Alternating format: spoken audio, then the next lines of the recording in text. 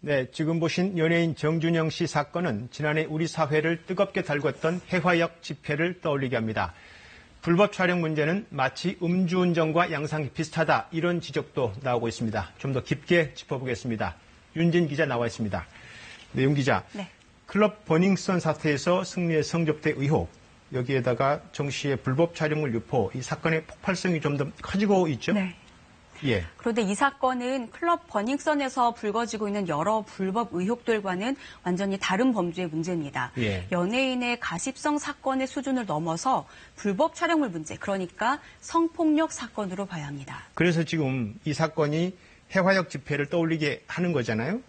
이른바 웹하드 카르텔도 사회적 문제로 떠올랐고, 이 사건도 그 연장선상인데 그런 불법 촬영 사례나 범죄가 계속 늘고 있다면서요? 먼저 이 사건이 발생한 시기는 해화역 집회 이전인 2015년, 16년이긴 합니다. 예. 통계를 한번 보실까요? 불법 촬영 범죄 건수가 2008년에는 500여 건이었는데 2017년에 6,600여 건으로 급격히 늘고 있습니다. 엄청나게 늘었군요. 그렇죠. 최근에는 단속도 강화됐고 또 자정 움직임도 있거든요. 그런데도 이런 잘못된 문화가 여전하다는 걸 볼 수 있습니다.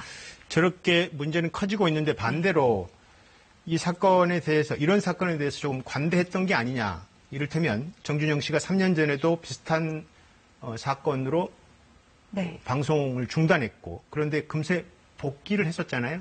그렇죠. 그래서 당시에 사회의 용서를 너무 쉽게 받은 것 아니냐, 이런 지적이 나오고 있는데요. 예. 앞에서 보도에서도 당시 부실 수사 정황 나왔었는데요.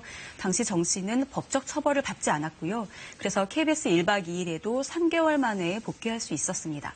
그런데 법적 처벌을 받지 않았다고 해서 잘못이 없어지는 것도 아니고 또 도의적 책임도 없는 건 아니잖아요. 예. 피해자는 이후에도 인터넷 등에서 여러 악성 루머에 시달리기도 했습니다. 그래서 KBS가 정 씨를 바로 복귀시킨 건 일종의 면죄부를 준 것 아니냐, 또 비슷한 사건이 또 벌어진 것도 당시에 그런 느슨한 분위기가 일조한 것 아니냐, 이런 지적이 나오는 겁니다. 예, 뭐 결과론이기는 하지만 KBS에 대한 이런 지적이나 비판은 좀 깊게 생각할 지점인 것 같습니다. 네. 그런데 이런 사건, 범행을 밝히고 처벌을 해야 되겠지만 그것만으로 될지 좀 더 뭔가 깊고 큰 문제가 깔려 있다는 느낌이 들어요.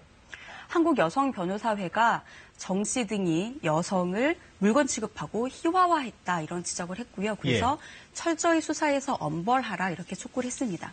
하지만 말씀하신 것처럼 처벌만이 능사가 아닌데요. 보통 이런 불법 촬영 범죄를 음주운전과 양상이 비슷하다, 이런 말을 합니다. 음주운전이요? 네, 왜냐하면 모두가 피해가 심각하다는 걸 알면서도 별다른 경각심 없이 범행을 저지르고 있고요. 또 반복적으로 범행한다는 점이 있는데요.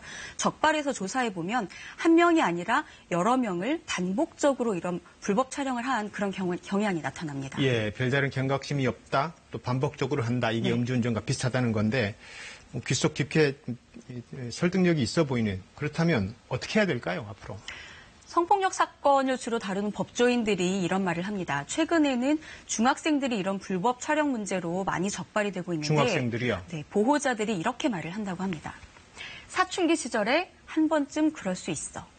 이게 타인의 목숨을 잃게 할 수도 있는 심각한 범죄 행위인데도 단순히 잘못된 놀이나 또는 단순한 일탈행위 정도로만 치부하는 이런 잘못된 성의식이 뿌리 깊다는 걸 알 수 있습니다. 과거부터 이런 부모들의 어떤 관행이나 관습이었던 거죠? 그래서 어린 시절부터 타인을 인격체로 대하고 존중하는 건 법적 책임과 도덕의 문제라는 걸 명확히 가르쳐야 한다, 이런 지적이 나옵니다.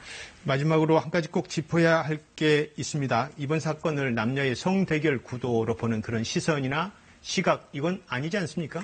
맞습니다. 이게 단순히 가해자인 남성 대 피해자인 여성의 문제가 아니거든요. 남녀를 떠나서 사람을 성적 도구로 보는 잘못된 성의식과 성문화가 문제인 거고요. 그래서 누구나가 피해자가 될 수 있는, 내 가족 중의 일부가 피해자가 될 수도 있는 그런 모두의 문제로 봐야 합니다. 예, 알겠습니다. 윤진 기자였습니다.